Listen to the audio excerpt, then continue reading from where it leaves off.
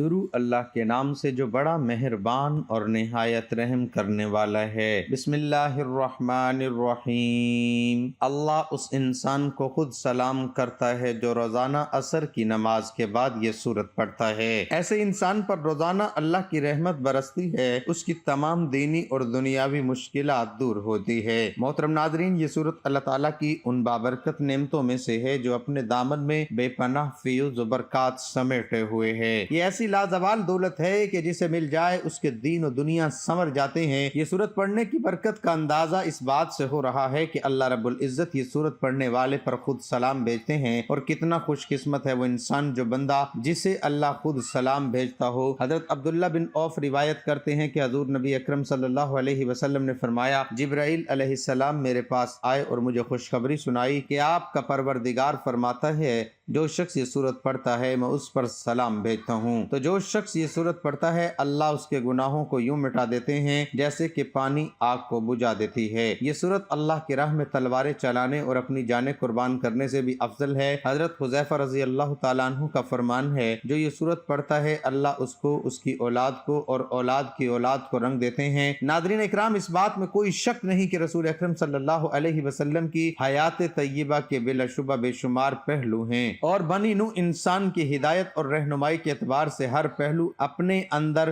باہر بے کراں رکھتا ہے۔ دعوت اور تبلیغ کے اعتبار سے آپ صلی اللہ علیہ وسلم کے سیرت طیبہ کا سب سے نمایاں اور امتیازی پہلو آپ صلی اللہ علیہ وسلم کا اپنی امت کے لیے رحمت بن کر تشریف لانا ہے۔ نبوت سے پہلے بھی آپ صلی اللہ علیہ وسلم یقیناً لوگوں کے لیے سراپا رحمت سے مکہ میں صادق اور امین کے لقب سے مشہور ہونا اس بات کی واضح ثبوت ہے۔ منصب رسالت پر سرفراز ہونے کے بعد رسول اللہ صلی اللہ علیہ وسلم نے اپنی امت تک دین پہنچانے کے لیے جس صبر و تحمل، بردباری اور شفقت و رحمت کا طرز عمل اختیار فرمایا، وہ آپ صلی اللہ علیہ وسلم کی سیرت طیبہ کا ایک ایسا عظیم الشان پہلو ہے جس کی رفتوں اور بلندیوں کا احاطہ کرنا کسی مورخ و سیرت نگار کے بس کی بات نہیں۔ نبی کریم صلی اللہ علیہ وسلم نے اپنی امت تک دین پہنچانے کے لیے بہت سی تکالیف کا سامنا کیا، مصائب و آلائشوں کو برداشت کیا، اور آپ صلی اللہ علیہ وسلم نے تو اپنا فرض اور تبلیغ دین کی ذمہ داری امت محمدیہ تک بڑے آسن اور کامل انداز سے نبھا دی تھی۔ اب امت محمدیہ کا یہ فرض اور واجب ہے کہ وہ آپ کی اتباع کو لازم پکڑے اور آپ کی تعلیمات کو اپنا حرز جان بنائے۔ ناظرین، ہمارا آج کا وظیفہ قرآن پاک کی ایک بہت ہی پیاری صورت اور حضور پاک صلی اللہ علیہ وسلم پر درود و سلام پڑھنے کا وظیفہ ہے۔ یہ وہ صورت ہے جو اللہ تعالیٰ کی وحدانیت اور اس کی توحید، اس کی ربوبیت اور اس کی الوہیت کو بیان کرتی ہے۔ جو شخص اس کی تلاوت کرتا ہے اللہ تعالیٰ اس کو خود سلام کرتا ہے۔ اس صورت کی تکمیل میں اللہ تعالیٰ کی ذات کے متعلق بہت اہم معلومات بتائی گئی ہے۔ ان میں نمبر 1 اللہ کے وجود کا ہونا بیان کیا گیا ہے۔ ہمارا عقیدہ یہ ہے کہ اللہ اس پوری کائنات کا خالق ہے اور اس دنیا میں موجود ہر شے کی پیشانی پر اس کی عظمت، قدرت اور علم کی نشانیاں جلوہ نما ہیں۔ اب چاہے وہ ہمارا جو جمادات و نباتات، آسمان کے ستارے ہوں یا عالم بالا، ہمارا عقیدہ ہے کہ ہم اس دنیا کے رازوں کے بارے میں جتنا زیادہ غور و فکر کریں گے، اس پاک ذات کی عظمت، قدرت اور علم کے بارے میں ہم کو اتنی ہی زیادہ جانکاری حاصل ہوگی۔ جیسے جیسے انسان کا علم بڑھ رہا ہے ویسے ویسے اس کے علم و حکمت ہم پر ظاہر ہوتے جا رہے ہیں اور ہماری فکر میں اضافہ ہو رہا ہے۔ یہ فکر ہی اس ذات سے عشق کو زیادہ بڑھائے گی اور ہر لمحہ ہم کو اس مقدس ذات سے قریب تر کرتی رہے گی اور اس کے نور، جلال و جمال میں غرق کر دے گی۔ قرآن کریم فرماتا ہے، یعنی یقین حاصل کرنے والوں کے لیے زمین میں نشانیاں موجود ہیں، اور کیا تم نہیں دیکھتے کہ خود تمہارے وجود میں بھی نشانیاں پائی جاتی ہیں؟ یعنی بے شک زمین و آسمان کی خلقت میں اور رات کے آنے جانے میں صاحبان عقل کے لیے نشانیاں ہیں، اور ان صاحبان عقل کے لیے جو کھڑے ہوئے، بیٹھے ہوئے اور کروٹ سے لیٹے ہوئے اللہ کا ذکر کرتے ہیں اور زمین و آسمان کی خلقت کے رازوں کے بارے میں فکر کرتے ہیں اور کہتے ہیں کہ اے پالنے والے، تو نے انہیں بیکار خلق نہیں کیا ہے۔ دو صفات جمال و کمال ہمارا عقیدہ ہے کہ اللہ کی ذات پر عیب و نقص سے پاک و منزہ اور تمام کمالات سے آراستہ ہے۔ دوسرے الفاظ میں یہ کہا جا سکتا ہے کہ اس دنیا میں جتنے بھی کمال اور اچھائیاں پائی جاتی ہیں ان سب کا سرچشمہ وہی پاک ذات ہے۔ هو اللہ لا الہ الا هو الملک القدوس السلام المؤمن المحیمن العزیز الجبار المتکبر سبحان اللہ اما یشرکون۔ هو اللہ الخالق البارئ المصور له الاسماء الحسنى یسبح له ما فی السماوات والارض وهو العزیز الحکیم، یعنی اللہ وہ ہے جس کے علاوہ کوئی معبود نہیں ہے، وہی اصلی حاکم و مالک ہے، وہ ہر عیب سے پاک و منزہ ہے، وہ کسی پر ظلم نہیں کرتا، وہ امن دینے والا اور ہر چیز کی مراقبت کرنے والا ہے، وہ ایسا قدرت مند ہے کہ جس کے لیے شکست نہیں ہے، وہ اپنے نافذ ارادے سے ہر کام کی اصلاح کرتا ہے، وہ شائستہ عظمت ہے، وہ اپنے شریک سے منزہ ہے، وہ اللہ بے سابقہ خالق و بے نظیر مصور ہے، اس کے لیے نیک کام ہر طرح کی صفات کمال میں ہے، جو بھی زمین و آسمان میں پایا جاتا ہے اس کی تسبیح کرتا ہے، وہ عزیز و حکیم ہے۔ اس کے کچھ صفات جلال و کمال یہ ہیں: 3، اس کی پاک ذات لامتناہی ہے۔ ہمارا عقیدہ ہے کہ اس کا وجود لامتناہی ہے، اسی وجہ سے وہ زمان و مکان میں نہیں پایا جاتا، کیونکہ جو بھی زمان و مکان میں پایا جاتا ہے وہ محدود ہوتا ہے، لیکن اس کے باوجود وہ ہر وقت اور ہر جگہ موجود رہتا ہے، کیونکہ وہ فوق و زمان و مکان ہے۔ یعنی اللہ وہ ہے جو زمین میں بھی موجود ہے اور آسمان میں بھی، اور وہ علیم و حکیم ہے، یعنی تم جہاں بھی موجود ہو وہ تمہارے ساتھ ہے، اور جو تم انجام دیتے ہو وہ اس کو دیکھتا ہے۔ ہاں، وہ ہم سے خود ہماری ذات سے زیادہ نزدیک تر ہے، وہ ہماری روح و جان میں ہے، وہ ہر جگہ موجود ہے، لیکن پھر بھی اس کے لیے کوئی مکان نہیں ہے، یعنی ہم اس سے اس کی شارک گردن سے بھی زیادہ قریب ہے۔ هو الاول والآخر هو الظاہر والباطن وهو بكل شيء علیم، وہ اللہ اول و آخر، ظاہر و باطن اور ہر چیز کا جاننے والا ہے۔ ہم جو قرآن میں پڑھتے ہیں ذو العرش المجید، وہ صاحب عرش و عظمت ہے، یہاں پر عرش سے مراد کوئی اونچا شاہی تخت نہیں ہے، اور ہم قرآن کی ایک دوسری آیت میں یہ پڑھتے ہیں الرحمن علی العرش استویٰ، یعنی رحمان اللہ عرش پر ہیں۔ اس کا مطلب یہ نہیں ہے کہ اللہ ایک خاص مکان میں رہتا ہے، بلکہ اس کا مطلب یہ ہے کہ پورے جہان مادی اور جہان ماوراء طبیعت پر اس کی حاکمیت ہے، کیونکہ اگر ہم اس کے لیے کسی خاص مکان کے قائل ہو جائیں گے تو اس کا مطلب یہ ہوگا کہ ہم نے اس کو محدود کر دیا ہے، اس لیے مخلوقات کے صفات ثابت کر دیے ہیں اور اس کو دوسری تمام چیزوں کی طرح مان لیا، جبکہ قرآن خود فرماتا ہے کہ یعنی کوئی چیز اس کے مثل نہیں ہے، وَلَمْ يَكُنْ لَهُ كُفُوًا أَحَدٌ، یعنی اس کے ماند و مشابہ کسی چیز کا وجود نہیں، نہ وہ جسم ہے اور نہ ہی دکھائی دیتا ہے۔ ہمارا عقیدہ ہے کہ اللہ آنکھوں سے ہرگز دکھائی نہیں دیتا، کیونکہ آنکھوں سے دکھائی دینے کا مطلب یہ ہے کہ وہ ایک جسم ہے جس کو مکان، رنگ، شکل اور سمت کی ضرورت ہوتی ہے۔ یہ تمام صفتیں مخلوقات میں پائی جاتی ہیں اور اللہ اس سے برتر و بالا ہے کہ اس میں مخلوقات کی صفتیں پائی جائیں۔ اس بنا پر اللہ کو دیکھنے کا عقیدہ ایک طرح کا شرک ہے، کیونکہ قرآن فرماتا ہے کہ آنکھیں اسے نہیں دیکھتی مگر وہ سب آنکھوں کو دیکھتا ہے اور وہ بخشنے والا اور جاننے والا ہے۔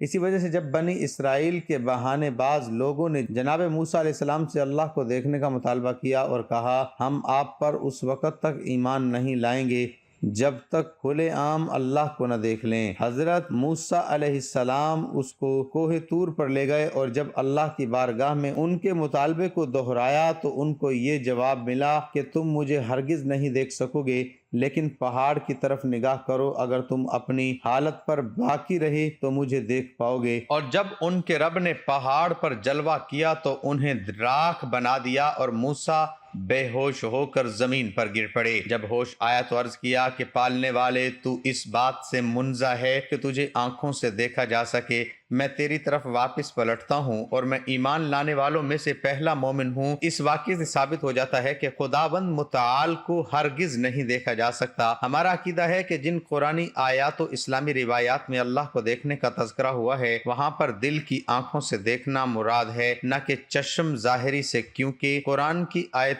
ہمیشہ ایک دوسرے کی تفسیر کرتی ہیں۔ اس کے علاوہ حضرت علی علیہ السلام سے ایک شخص نے سوال کیا کہ یا امیر المؤمنین، یعنی اے امیر المؤمنین، کیا آپ نے اپنے رب کو دیکھا ہے؟ آپ نے فرمایا یعنی کیا؟ میں اس کی عبادت کرتا ہوں جس کو نہیں دیکھا۔ اس کے بعد فرمایا اس کو یہ آنکھیں تو ظاہری طور پر نہیں دیکھ سکتی مگر دل ایمان کی طاقت سے اس کو ادراک کرتا ہے۔ ہمارا عقیدہ ہے کہ اللہ کے لیے مخلوق کی صفات کا قائل ہونا جیسے اللہ کے لیے مکان، جہت، مشاہدے اور جسمانیت کا عقیدہ رکھنا اللہ کی معرفت سے دوری اور شرک میں آلودہ ہونے کی وجہ سے ہے۔ وہ تمام ممکنات اور ان کے صفات سے برتر ہے، کوئی بھی چیز اس کے مثل نہیں ہو سکتی۔ 5 توحید اسلامی تعلیمات کی روح ہے۔ ہمارا عقیدہ ہے کہ اللہ کی معرفت کے مسائل میں اہم ترین مسئلہ معرفت توحید ہے۔ اسلام کے تمام اصول و فروغ توحید سے ہی وجود میں آتے ہیں، ہر منزل پر توحید کی باتیں ہیں۔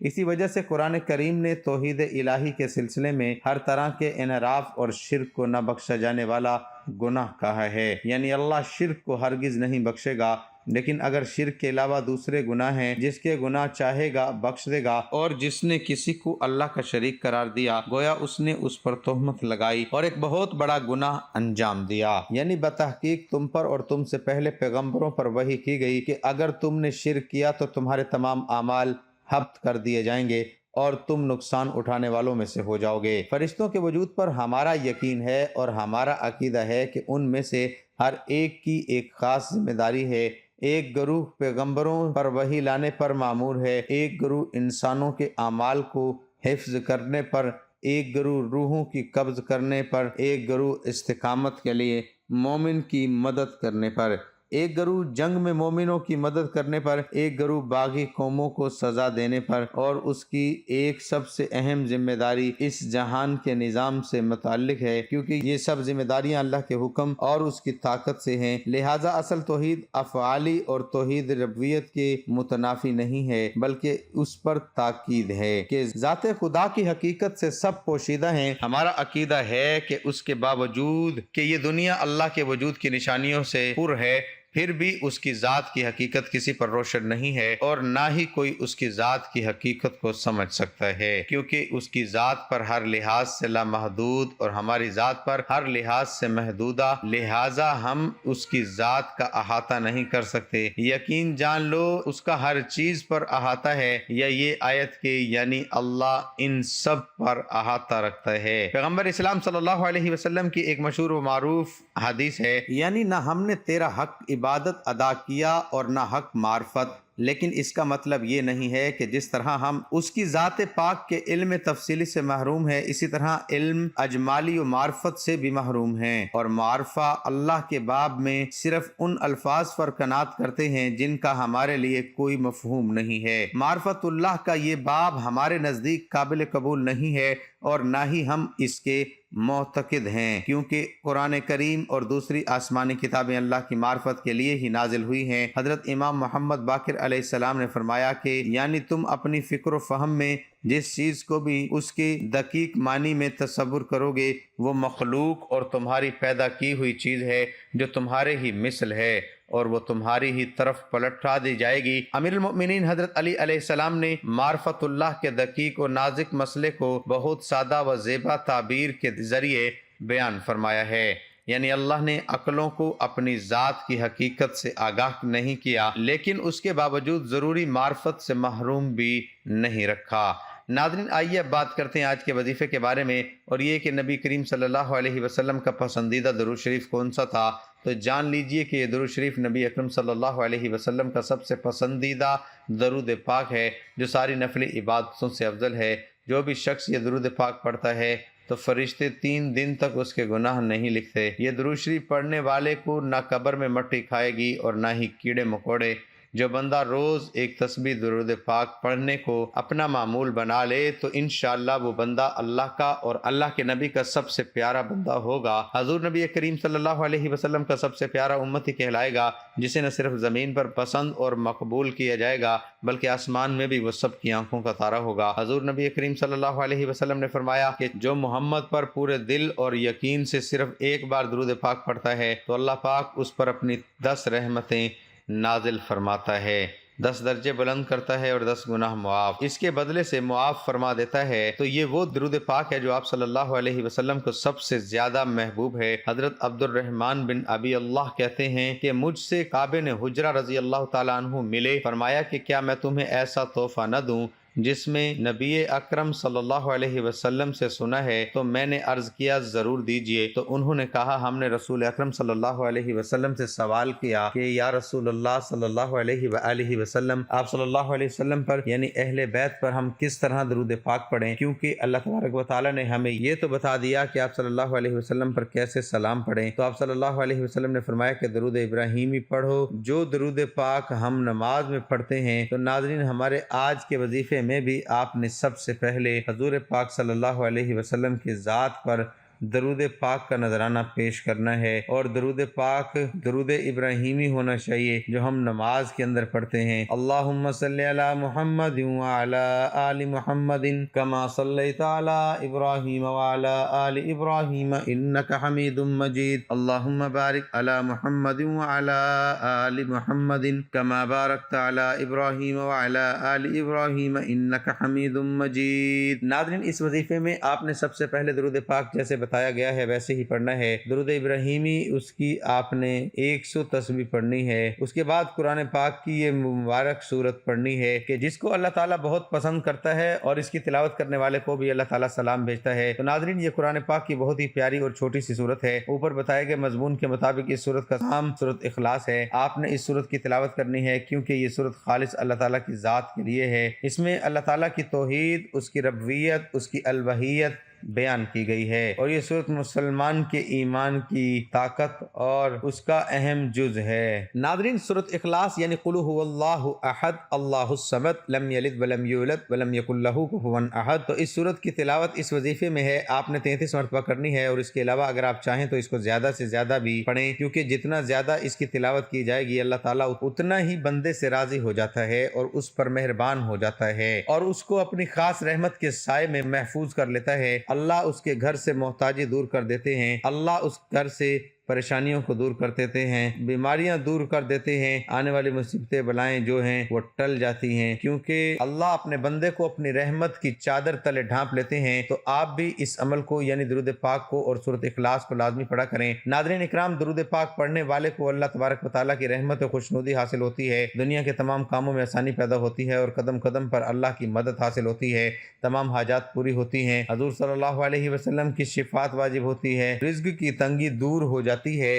اور مال و اسباب میں برکت پیدا ہوتی ہے۔ درود پاک کثرت سے پڑھنے والے کے گناہ معاف ہوتے ہیں اور درجات بلند ہوتے ہیں۔ اس کے علاوہ آخرت کی زندگی سے متعلق تمام منزلیں آسان ہو جاتی ہیں۔ اس درود پاک کو سورۃ اخلاص کو کثرت سے پڑھنے والا جنت میں جائے گا، اور درود پاک پڑھنے والے کو نہ تو قبر کی مٹی کھاتی ہے اور نہ کوئی ہی کیڑے مکوڑے۔ درود پاک جنت کا راستہ ہے۔ درود پاک کو کثرت سے پڑھنے والا مستجاب الدعوات ہو جاتا ہے، یعنی اس کی ہر دعا قبول ہوتی ہے، خاتمہ بالایمان ہوتا ہے۔ درود پاک دونوں جہانوں میں کامیابی کی کنجی ہے۔ ناظرین اکرام، بہت ہی زیادہ فضیلتیں اور برکات ہیں اس سورت کی، تو جتنا آپ سے ہو سکے آپ اس کی تلاوت کیا کریں، کیونکہ اس کی تلاوت کرنے والے کو اللہ سلام بھیجتا ہے، اور اس کی تلاوت کرنے والے سے آپ کی مشکلات حل ہو جائیں گی، آپ کی تمام جائز حاجات پوری ہو جائیں گی، اور آپ کی دعائیں قبول ہو جائیں گی، اور آپ زندگی بھر کسی کا محتاج نہیں رہو گے۔ اللہ کریم پابندی کے ساتھ ہمیں درود شریف پڑھتے رہنے کی توفیق عطا فرمائے، اور تا حشر اس کی برکات نصیب فرمائے۔ حضرت ابو ہریرہ رضی اللہ تعالیٰ عنہ سے روایت ہے کہ نبی کریم صلی اللہ علیہ وسلم نے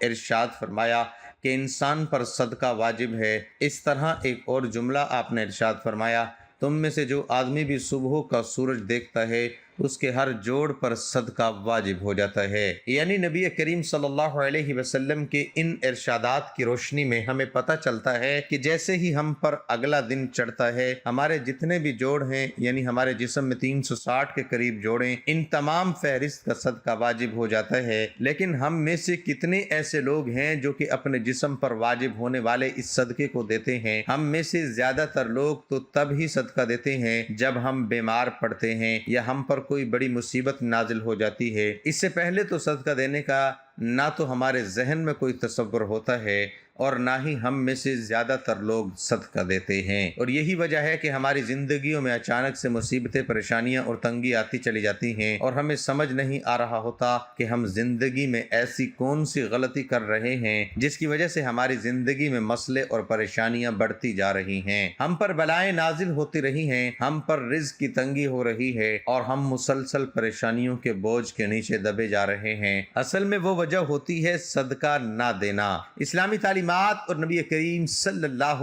علیہ وسلم کے مختلف ارشادات کی روشنی میں ہمیں پتہ چلتا ہے کہ آسمان سے بلائیں نازل کی جاتی ہیں۔ یہ بلائیں اپنے مختلف بیماریاں، مصیبتیں اور پریشانیاں لے کر آتی ہیں۔ کوئی بلا اپنے ساتھ بیماری لاتی ہے تو کوئی حادثہ، تو کوئی رزق کی تنگی، لیکن صدقہ کرنا ہمیں نہ صرف ان بلاؤں سے بچاتا ہے بلکہ غربت اور پریشانیوں سے بھی بچاتا ہے۔ صدقے کی وجہ سے ہمارے رزق اور دولت میں اضافہ ہوتا ہے اور گھر میں برکت ہوتی ہے۔ اس کے علاوہ ہمیں بھی پتہ چلتا ہے کہ صرف مال خرچ کر کے ہی صدقہ نہیں دیا جاتا، بلکہ اگر آپ کسی کو سلام کرنے میں پہل کرتے ہیں تو بھی صدقہ ہے، پانی پلانا یہ بھی صدقہ ہے۔ اسی طرح صدقہ دینے کے بہت سارے طریقے ہیں، جیسے کہ دو آدمیوں کے درمیان صلح کروا دینا، کسی کو سواری پر چڑھنے میں مدد کرنا، کسی کو اچھی بات بتانا، نماز کے لیے جو آپ قدم بڑھاتے ہیں یہ بھی صدقہ ہے، راستے سے رکاوٹوں اور پتھروں کو ہٹا دیں، دوسروں کو فائدہ پہنچانا،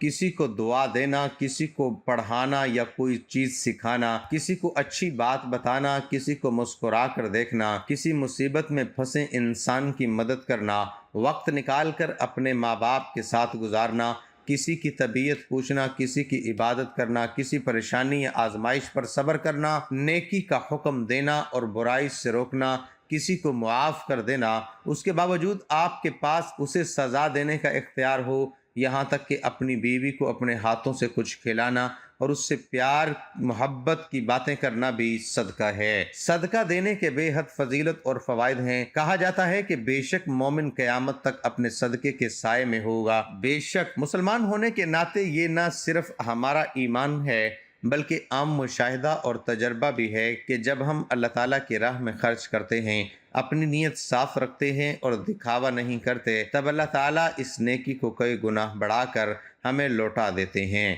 اللہ تعالیٰ قرآن مجید میں ارشاد فرماتے ہیں، اے ایمان والو، اللہ کی راہ میں ہمارے دیے ہوئے میں سے خرچ کرو۔ ہم انسانوں کی اوقات کچھ نہیں، نہ ہی ہمارے بس میں کچھ ہے۔ ہم پر ساری عنایات اس رب کی ہیں جو اس جہان کا مالک ہے۔ یہ اسی ذات کا کرم ہے کہ اس نے ہمیں دینے والوں میں سے بنایا ہے، لہٰذا یہ ہمارا فرض ہے کہ ہم اس عطا کردہ رزق سے غریبوں، مسکینوں، لاچاروں، مجبور، ضرورت مندوں، یتیموں اور بے سہارا لوگوں کی مدد کریں۔ ان کی ضروریات کا اس طرح ایک خیال کریں جس طرح اللہ سبحانہ و تعالی ہماری ضروریات کا خیال اور ہمارے گناہوں کا پردہ رکھتے ہیں۔ اللہ تبارک تعالیٰ سے دعا ہے کہ نیکی کی بات کو سننے، سمجھنے اور اس پر عمل کرنے کی توفیق عطا فرما، آمین یا رب العالمین۔ ناظرین، گزارش ہے کہ اللہ تعالیٰ کے 99 ناموں میں سے کوئی ایک نام لکھ کر کمنٹ میں ضرور شیئر کریں۔ اللہ تعالیٰ ہم سب کا حامی و ناصر ہو، آمین، جزاک اللہ۔